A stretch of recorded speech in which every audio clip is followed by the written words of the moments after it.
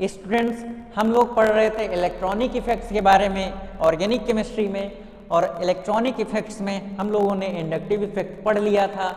अब हम लोग पढ़ेंगे रेजोनेंस के बारे में। What is the resonance? Resonance क्या है? Delocalization of pi electrons in conjugate system. थोड़ी देर में समझ में आएगा कि कंजुगेट सिस्टम क्या होता है। क्लियर? तो डीलोकलाइजेशन ऑफ पाई इलेक्ट्रॉन्स, ध्यान रखना, वहां पर सिग्मा इलेक्ट्रॉन्स या बॉन्ड की बात हुई थी, किसमें? इंडक्टिव इफेक्ट में, ठीक। लेकिन यहां पर हम लोग पाई इलेक्ट्रॉन्स का डीलोकलाइजेशन देखने वाले हैं। क्लियर? इसमें क्या क्या खास बातें होंगी?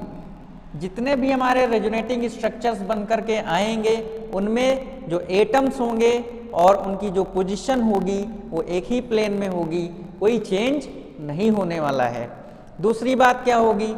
नंबर ऑफ लोन पेयर और बॉन्ड पेयर जो होंगे वो भी सेम होंगे, मतलब कोई चेंज नहीं होगा। कंजुगेटेड सिस्टम का मतलब क्या होता है?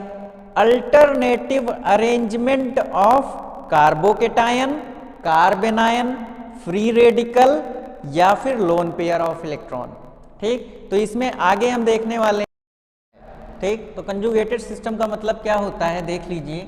अल्टरनेटिव पोजीशन पे अगर हमें डबल बॉन्ड, सिंगल बॉन्ड, फिर हमें रेडिकल मिल जाए, डबल बॉन्ड, सिंगल बॉन्ड हमें एनायन मिल जाए, डबल बॉन्ड, सिंगल बॉन्ड हमें केटायन मिल जाए, या फिर डबल बॉन्ड, सिंगल बॉन्ड हमें लोन पेयर ऑफ इलेक्ट्रॉन मिल जाए, तो इसका मतलब ये है कि यहाँ पर रेजोनेंस होने वाली है। क्लियर? तो रेजोनेंस क्या होती है? कंजुगेटेड सिस्टम में होती है। हमने लिखाया था अल्टरनेटिव अरेंजमेंट होता है ना। तो यहाँ पर देखो अल्टरनेटिव अरेंजमेंट है, double bond, single bond, carbon free radical, double bond, single bond, carbanion, ठीक, double bond, single bond, carbocation, double bond, single bond, carbon lone pair of electron, ठीक। तो अगर ये अरेंजमेंट अल्टरनेटिव पोजीशन में है और ये प्रेजेंट हैं रेडिकल, एनायन, केटायन या लोन पेयर ऑफ इलेक्ट्रॉन, तो इसका मतलब वहां पर होगी रेजोनेंस।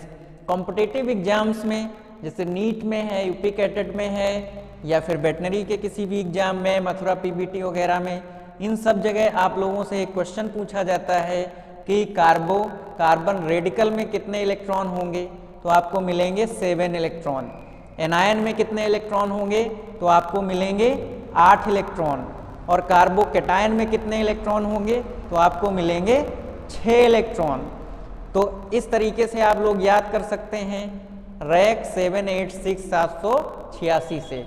तो wish you all the best students. Video कैसी लगी आप लोग बताइए, और इस तरीके से आप लोग रेजोनेंस को याद कर लीजिए। रेजोनेंस का मतलब क्या? Pi electron takes place. Okay, subscribe my channel, share and like, comment also.